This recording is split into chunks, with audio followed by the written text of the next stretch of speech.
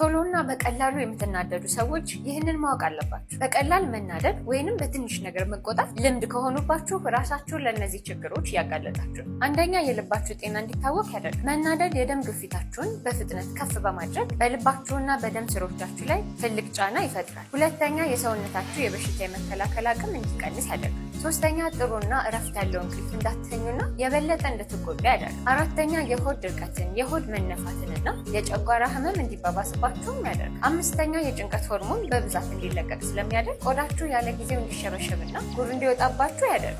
ስድስተኛ፣ ተደጋጋሚ የጭንቅላት ህመም እንዲሰማችሁ ሊያደርግ ይችላል። ሰባተኛ፣ የአእምሯችሁን ሰላም በመንሳት ውሳኔ የመወሰንና የማተኮር አቅማችሁን ይቀንሳል። እንደነዚህ አይነት ጠቃሚ የጤና መረጃዎችን ለማግኘት ፎሎ ማድረግ አትርሱ።